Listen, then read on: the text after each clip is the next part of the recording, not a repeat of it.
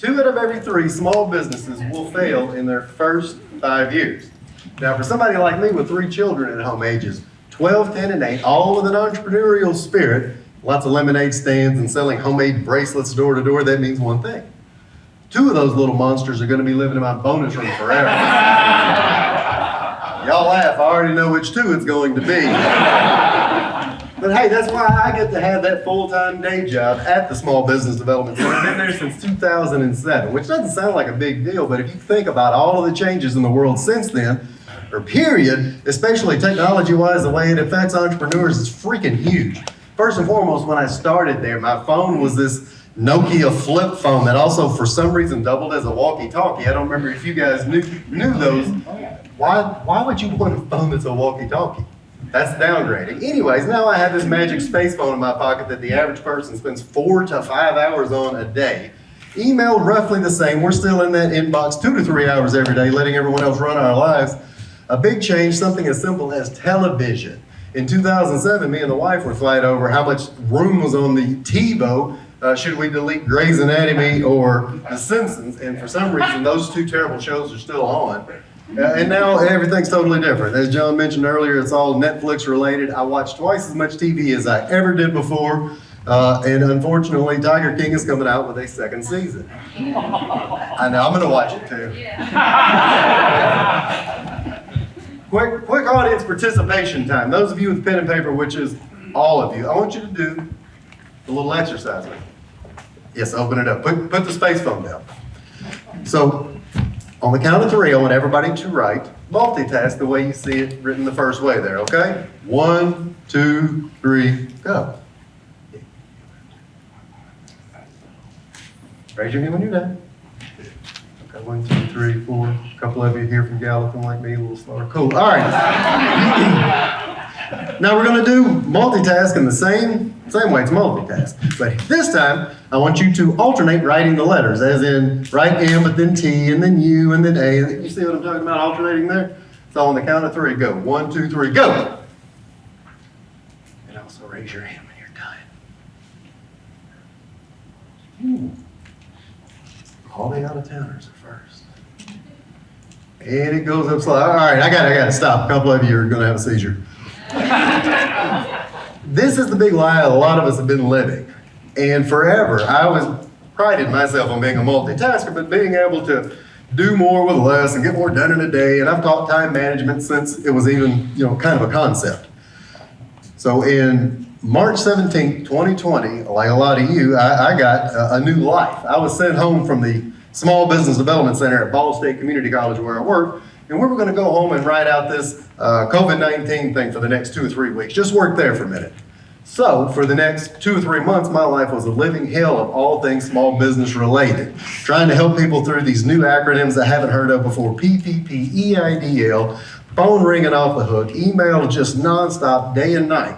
Not to mention, all 3 of my beautiful children were sent home to learn, I guess the same way a homeschool child was, but without actual teachers who knew anything about what they were doing. So you'll see Ava right there on the left, all blonde. She looks a little bit like me. That's Lily, all the way to the right.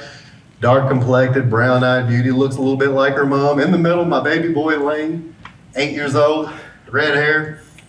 It kind of looks like my friend Chad for some reason. I don't think that.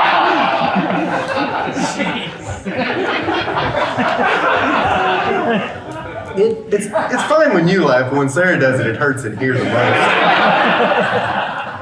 They were taking turns torturing me. I never worked at home with them. My wife, who's been an at-home bookkeeper forever, thought this was hilarious. And they take turns one at a time coming in. Ava crying, I can't get on Zoom. Lily come in next crying, Daddy, I don't know how to get into Google Classroom. Wayne would come in, Daddy, what, little buddy? Watch me.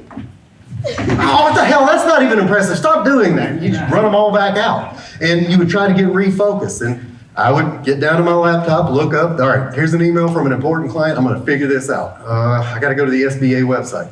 Oh, there's a video. No, well, that video reminds me of something over here on LinkedIn. So I'd go to LinkedIn.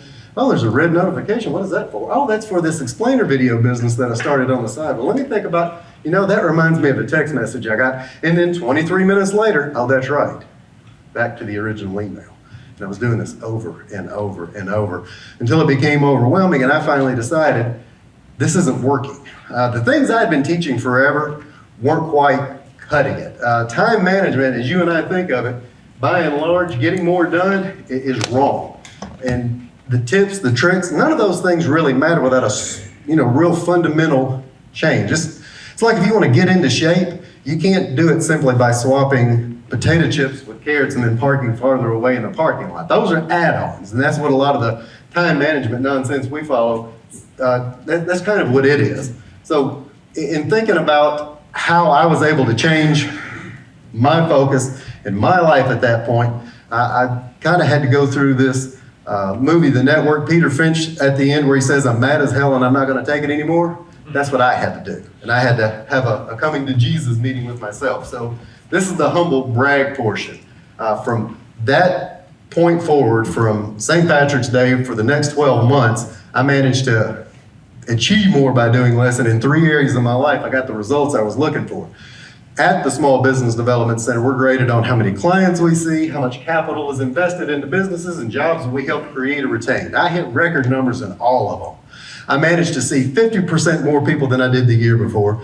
Capital investment was 3 times higher than it had ever been, and jobs created or retained was 4 times higher. In my own small business, I've got the best side hustle that's now a full-time business where I create cartoons for financial advisors and insurance agents.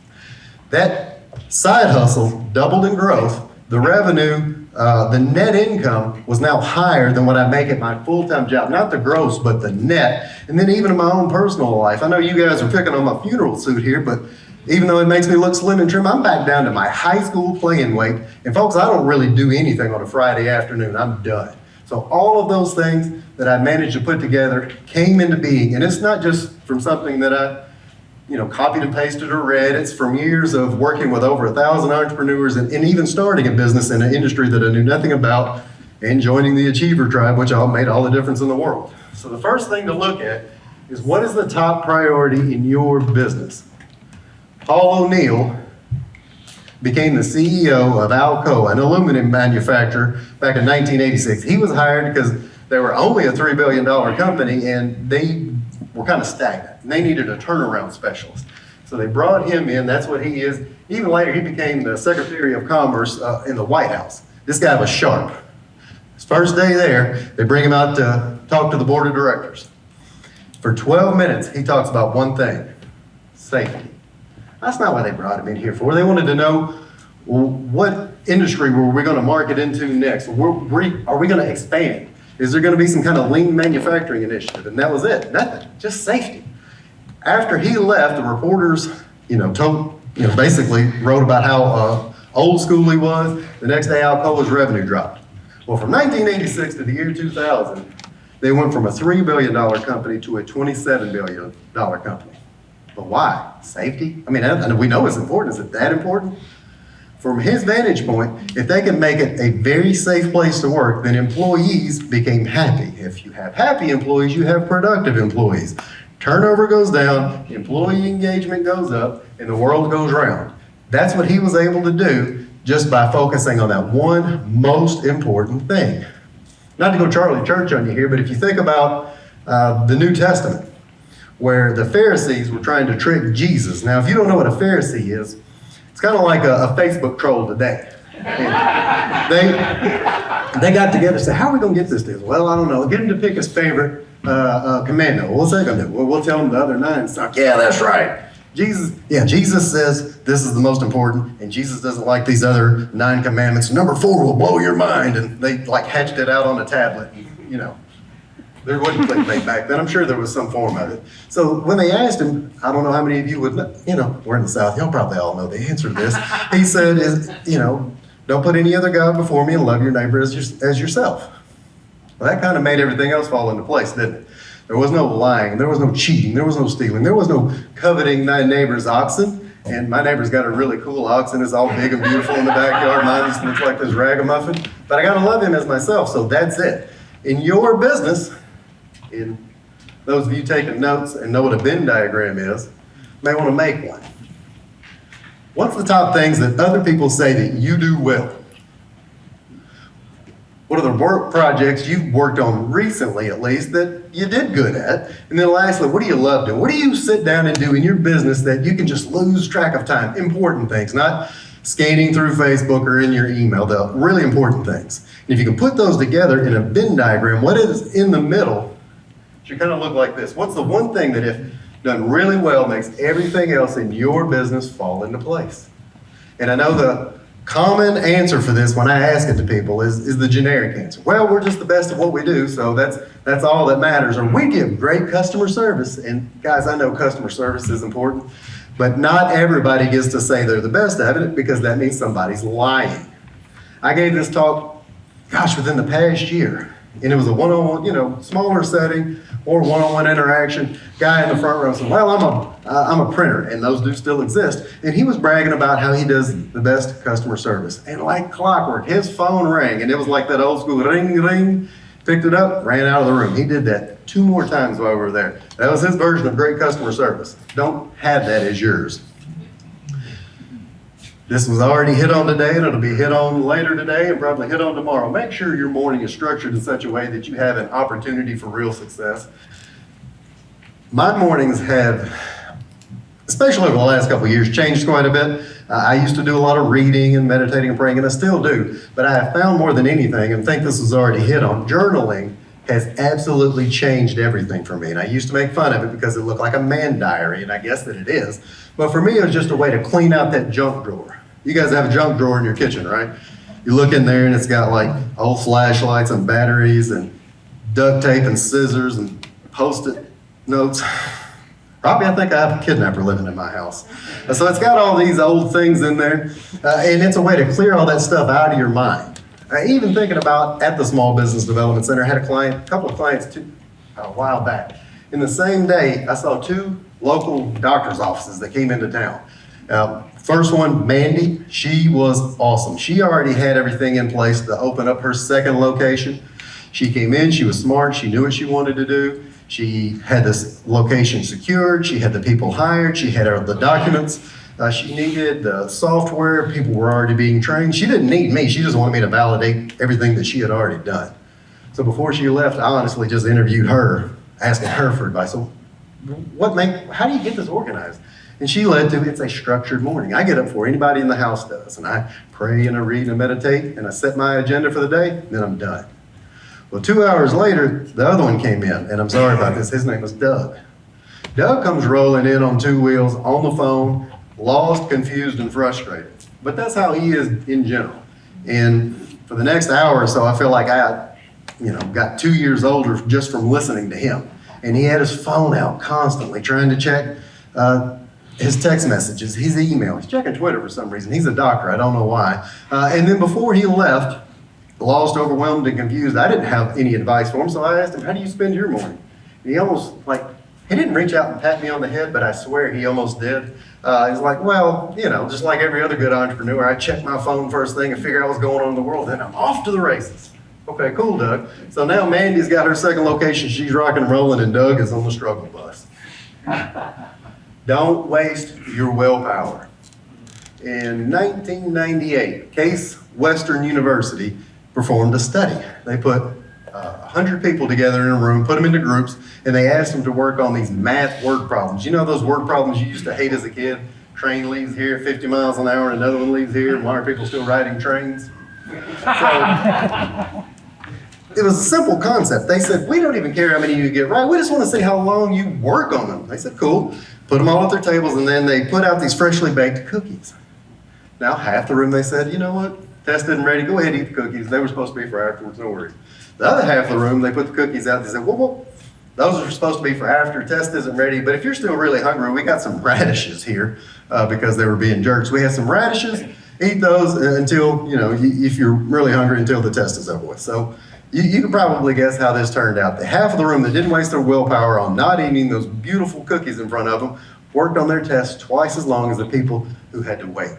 And I know this is ironic because we're talking about eating cookies, which sounds like the opposite of willpower, but bear with me. What are you wasting your willpower on a daily basis, first thing in the morning, not on your priority, versus how you're spending the rest of your day? Willpower You almost think of it like a muscle. Now you can grow it, but as you use it throughout the course of the day, it wears down. People will spend too much time in the morning working on trivial tasks, email, fighting straw man of a thing they thought of the day before. You even think of Steve Jobs. Remember what he used to wear all the time? Just, a black turtleneck and old white sneakers, right? It wasn't just for branding. That was so he didn't have to think about what he was going to wear that morning. It was all laid out. So what are the things that you can skip wasting your willpower on? One of my favorite quotes from the Oracle of Omaha himself, Warren Buffett. The difference between successful people and really successful people is that the really successful people say no to almost everything. What are you saying yes to regularly in your business that is causing you to get off track, to not get the right things done for the right people? Right here in a small town, especially where I work at a small business development center, I'm asked to be on every board, every committee, step into every kind of situation. And once I learned how to start saying no to some things, my time started to free up a little bit. My brain space started to free up just a little bit. Even in my side business, I create explainer videos for people. It should be a pretty simple concept, but I've had to learn how to say no to new and better opportunities that are outside of what I do in the digital marketing, which is not something I do. Or this week alone, I learned how to say no to a client. Hey, Charles, we don't really have enough money for a $1,000 video, but we're going to make you a deal. We'll do it for $750 because we're not ready. But later, when we start making real money because of your videos, we'll be able to do more videos with you. No. Not just no, but bad word no. That's not an opportunity for me. That's a chance for me to do more mediocre work at a discounted price for you. So what can you say no to that you're being asked to do right now by customers, by employees, by vendors, whoever that's taking time away from your most important things? The next two concepts kind of play in together a little bit. Being able to automate everything and being able to delegate your tasks. After I attended Achiever Live the last go round, I figured out that if I wanted to grow this side hustle into a real full-time business, I was going to have to make some changes. And I'd always ask my clients that came to me with a business that they didn't know how to manage anymore to do a task.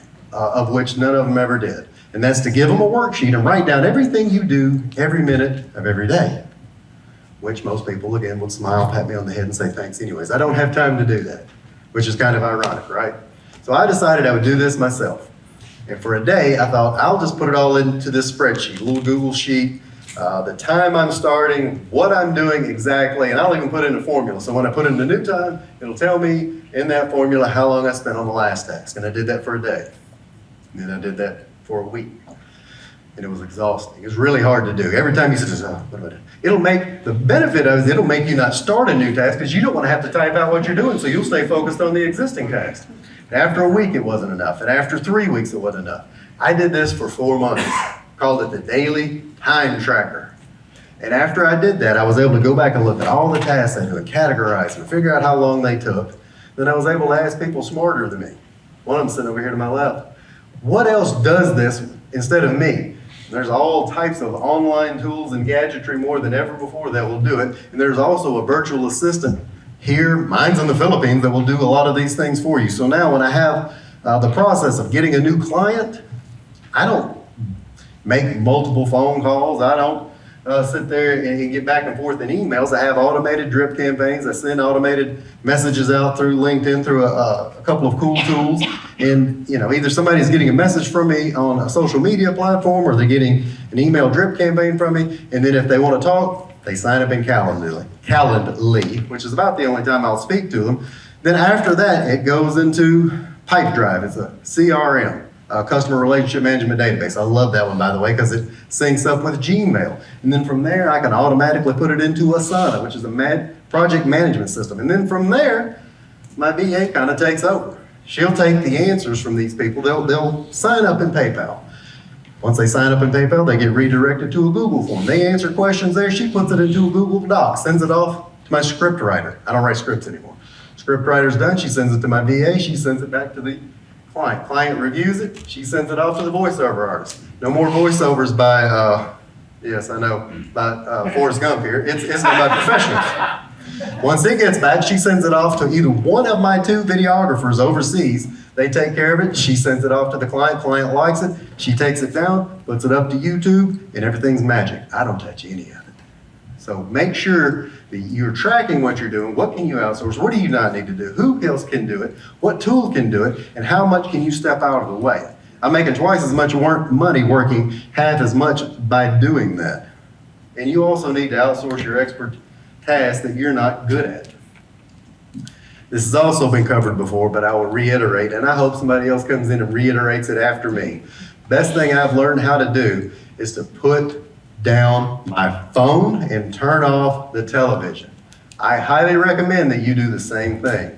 We are way too inundated with information these days. I have a father and a father-in-law, 71 and 72, and I can tell if I get on the phone with them that day what they've been doing earlier. If it's just, hey, how are the grandkids doing? Or have you been in your crawl space lately? Because for some reason, old white dudes in the South love getting into crawl spaces. But if they say, well, have you heard? Have I heard what? About Nancy. Nancy who? Nancy Pelosi. Oh, I know they've been watching too much TV. They've been listening to the radio. They've been on Facebook. And that's just here in the South. If we were on the West Coast or Northeast, it wouldn't be Nancy, it'd be Donald or whoever, and they would all be angry about it. So turn it off. It's not doing you any favors. The average person, like I said earlier, spends 4 to 5 hours on their phone every day. Those of you with a phone, which is all of you, we're going to do one more audience exercise. Get your phones out. This will be really helpful for you iPhone users. I don't know about the Samsung and the others, Android. Go to your settings for iPhone users, and then there's a little thing in there called screen time. Now, I notice a lot of people have that turned off because, well, they don't want to know. It drains my battery. It doesn't drain your battery. You drain your battery. Oh, I just heard that. Isn't that fun? Hey, and when you're in there, you can even click the see all activity. Then you can go by day or week. Hey, just for funsies, who in here is under an hour a day average? Let's show of hands. Okay. Who in here is an hour and a half and under? There's somebody, right? Somebody under 2 hours? That's my boy right there. If I had a prize, you'd get it, Mr. Sean. We won't keep going because it's going to get embarrassing. Every time I do this exercise, I always get the immediate reaction. Yeah, but you don't understand. I'm different. No. Look, everybody can't be different, because if everybody's different, we're all the same. Jeremy, do you have something to share? Yes, my phone broke. Okay. Charles, what about people who average somehow 10 hours a day? Here's the point.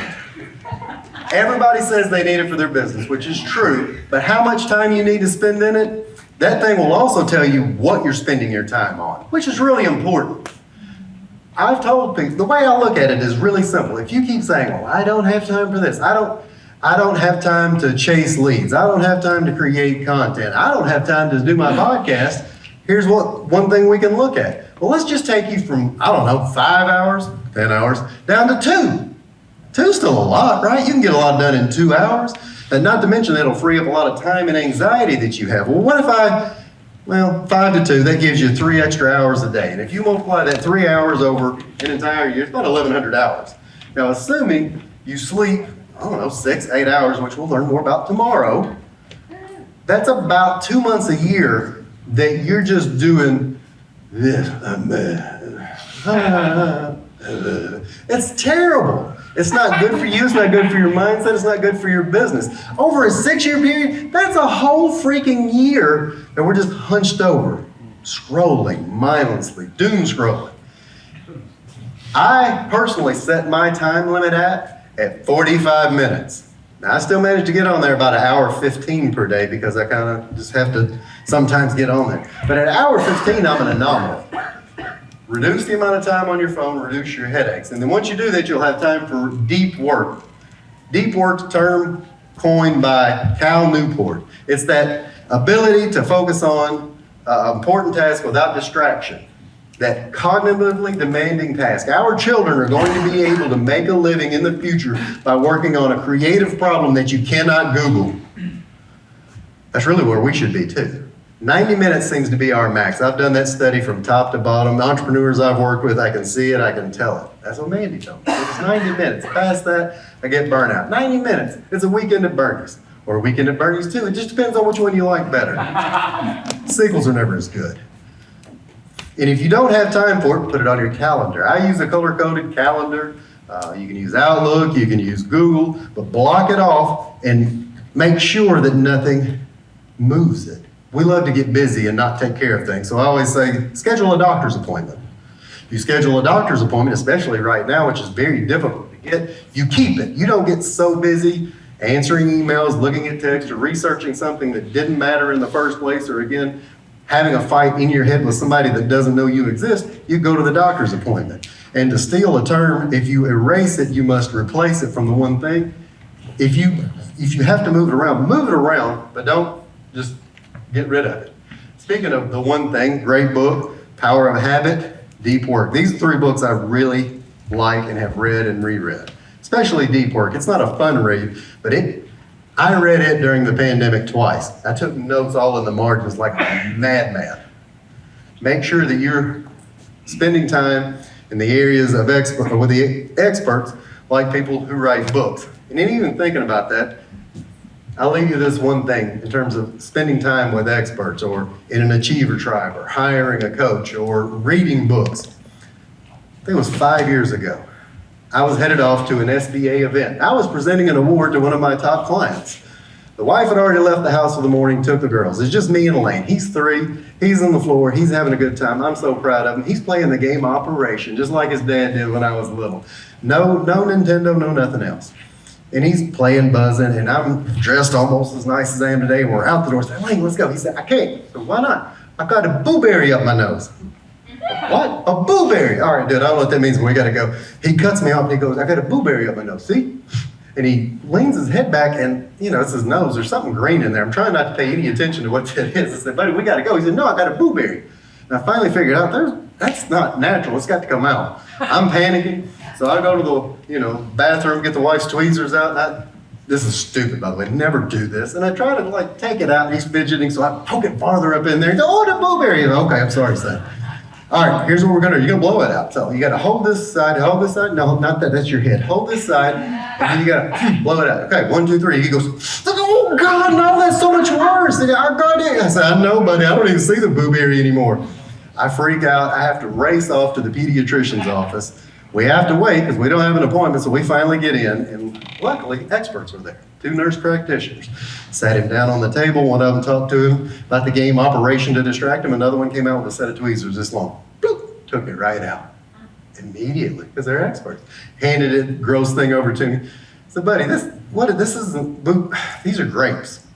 How did you get a grape up your nose? It's in the games. Oh, okay. They put grapes in the new version of Operation. Why, I don't know, but they fit perfectly up a 3-year-old's nose. So that was a little lesson learned at that point. Don't get a blueberry up your nose. Work with other people so you can achieve more by doing less. Read a book, have a structured morning, get into an achiever tribe of sorts, and hire an expert to help you with it. Thank you.